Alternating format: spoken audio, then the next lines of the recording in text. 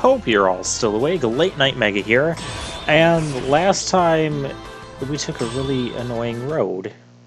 But we're at the palace now, so things are... Ready? Well, things will be things. We'll see how this goes. So we starting out in a... We starting out can't talk right today. I don't know what the accent was for. Then again, it's about as logical as half the choices made in this game. We have a 2D section, so that's nice. These things, you can't kill them or anything, but speaking of things that are illogical, you can press down and duck while you're in 2D sections, and why my entire face did not get crushed in there still? That's the illogical part. I did not mean to hit that button. How did I even get on this weapon? Again, didn't mean to hit that button. I don't know what happened here with the past gameplay me. Again, it makes as much sense as anything else here. Yeah, I mean, you can hit the thing, but it just doesn't do anything. It will actually damage you if you're standing up. Again, just accept that this is how the game works, and don't question why it works that way. Oh, hi there. Overall, though, this is not that bad of a stage. In fact, this stage section is going to be very short. Although, one thing I will complain about, again, I guess it's not much of a complaint given the nature of this game, is that there aren't a lot of... there's not a lot to the final stages, and there's not a lot of final stages. Unlike other previous Mega Man X games, or Mega Man games in general, this has about as many final stages as Mega Man 11. Actually less. We're going to have the final stage here. Well, we have the Palace Road stage, we have this short little stage. Now this is going to go on for about maybe 1 more minute. Okay, no, not even that long. Maybe like 5 more seconds. And yeah, we're done with this stage. We're going to have a boss battle. And then we're going to have another short stage-ish. And that is all for the actual stages. And then the next part will have rematches and then the final boss. Well, the final boss and rematches are going to be in 2 separate parts, just because, you know, rematches are going to take a while. Ooh, the professor. And where is this professor now? He's in America. Probably closer than we think. Gotcha. I'll be on my guard. Well, I know you didn't come here just to talk. Shall we get things started? Okay, now that doesn't make any sense. I mean, it sounds like there's no reason. It almost sounds like there's no real reason to fight, but we're just fighting just because. Which is kind of dumb. I'm going to equip the sniper missile on X here. We'll use X to start with. He has distance attacks. He will counter your attack, you know, with that. So yeah, you're going to want to jump around. Those are pits below, so this is kind of like a 3D version of the fight with Gate from Mega Man X6, although this is not nearly as difficult. It can get tricky hopping from platform to platform, but just use dash jumps and you can make most of them. And you can climb up the walls here. He does have these 2 illusions that will spawn around. And if an illusion spawns by you, just, you know, get off the platform. You can't actually hurt him in this mode when he's doing the purple tornado thing. So that's... You know, there's not much we can do about that, at least not to my knowledge. And it does get annoying when he decides to appear right on top of you, and now I can't... You do have to manually move the camera angle around. which is kind of problematic because we're trying to move, shoot, dash, jump, and now move camera angles all at the same time.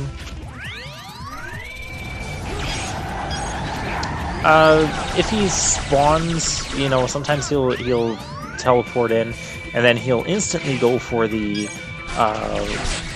purple tornado attack. But the game does give you a generous amount of time to try and get off of it and to react. Generally, I just stay out in this middle section. He can and will go to the back section, but yeah, that's about all there is to this battle. It's really just kind of an endurance game, and since we're here, you know, we're gonna do that, get a nice chunk off of him.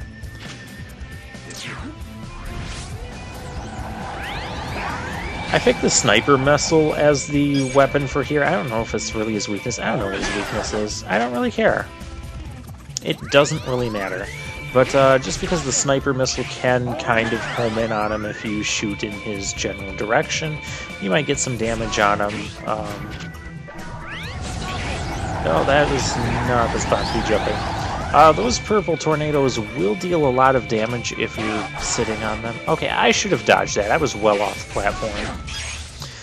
Once he gets, like, about halfway or 2/3 of the way, he'll start not hanging around as much when he teleports, and he'll teleport more frequently. So it'll become just more of a slogfest. Like I said, this is more of an endurance challenge to see if you can, you know, maintain not falling to your imminent doom there. Where exactly are we in this castle that there's, you know, black, swirly, evil, misty, bottomless death pits? Whatever. Why did that not? Again, sometimes you kind of trip up, but you can a lot of times save yourself by, you know, wall climbing. When you wall climb in Mega Man X7, don't try to do like dash jumping and wall climbing. I know this was a thing that worked out very well in previous X games, the 2D X games. It does not work at all here, not in the 2D sections, not in the 3D sections. What happens is you end up flying out farther from the wall, and then when you come back to the wall, you're not actually making upward momentum, you're making like slightly downward momentum, net downward momentum as you try to dash jump up a wall. And once X loses enough health, you know, we're just gonna go to 0.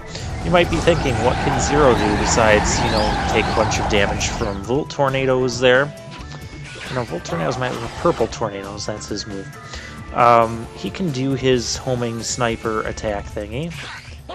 I really should have done a Volt Tornado there. Yeah, he can do that attack. That'll home in a little bit and, you know, get a little chunk of damage on him. There we go. He still responds with his usual counterattack. Oh, he's off in the distance. Can we? No, we cannot. That's fine. Oh, hi there. Yeah, but overall, this isn't a super difficult fight. Not nearly like what the fight with Gate was. In fact, I believe I only died to this guy maybe once or twice the very first time I played this game. I did die to him a couple times, you know, just dealing with the platforms in playtesting. We don't even get the fancy explosion. Yeah, okay. You've really grown up, Axel. Still shot cutscenes. Okay. You hear that? This place is done for. I set it to self-destruct. in case of an emergency. Yeah. Ooh, Red, you're coming with us. That voice acting. Come on. You're like a 5-year-old. Hurry up, or we'll be buried here too. No, Red, come on. Axel. Oh, I can't he's stand right. him. It's almost It's over. my time. Let me go first. You're still young. No, let Axel go. No We need to rush. we don't need him. We don't need his voice acting. We don't need him to finish this game. Ready? Okay, now here, you can take the left path or the right path. In my testing, I took the left path, so I'm going to take the right path and just see how it goes. Yeah, this could go horribly wrong. Actually, this is the easy path, the super, super easy path. The left path, there's a lot more platforming involved. There's a lot of, and by a lot, I mean just a few minutes worth of it. Kind of like as long as that first section was here. This section is just going to be here's a ride armor, and kill a bunch of other ride armors. And eventually we're going to get the countdown with, you know, X number of, like 5 targets left. And that'll be this section. So the platforming section, it's a little bit trickier. There's a couple spots that get a little crazy. It does bring back, like, the security lasers, so you'll have to deal with them again. There's a couple spots where you'll have to either make use of X's glide function or Axel's hover ability if you're still using Axel for some reason. Now there's our targets remaining.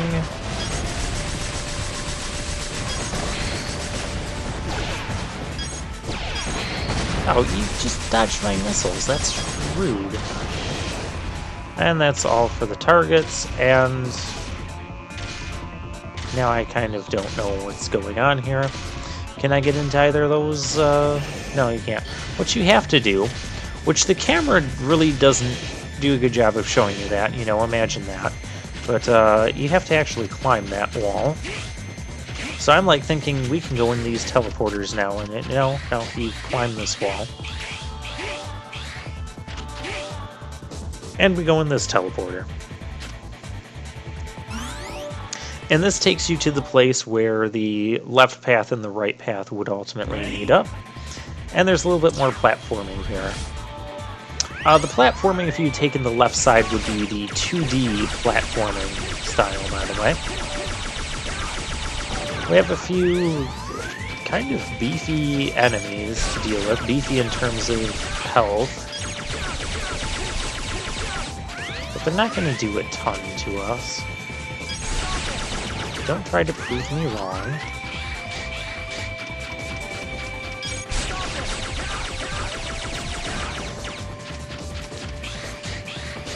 You know, he said this, Red said this thing was set to self-destruct. Nothing throughout this entire section, or the entire rest of the game, is going to, you know, appear or make it look like, you know, this is all self-destructing. Why are we randomly self-destructing this place anyways? Nobody even knows. The game doesn't even know. The game doesn't even remember that it's self-destructing this palace. That's the quality of gameplay and storytelling we have here. So we have a section with these fire-breathing hounds and these bats. Just attack them from a distance. Some situations, the fire hounds just kind of get annoying. These things, I don't know what you're supposed to do against them. You can't really kill those things, and they just serve to take a bunch of to deal a bunch of damage. You can't land on top of them either. You'll end up going through them. They're treated like a normal enemy. I don't know if those spiky parts are instant death or not, but yeah, the way you cross that is just tank a little bit of damage and then just jump through it, you know. Yeah, you can't climb those things. I don't know how the game actually expects you to get past this. Maybe there's a particular weapon you're supposed to use to get rid of these. I don't know. I quite frankly don't care. And you know, this is an instance where the game isn't showing you enough of the screen. There's actually a ledge over here, and then you have one of these flame hounds that is just in a really bad position. Yeah, the X7 has a few cheap tricks like that, a few force damage spots, but and I will complain about them, but it's not overbearing like it is in X6. And we're at the rematches, so we're going to deal with that next time, and I'll see you guys then.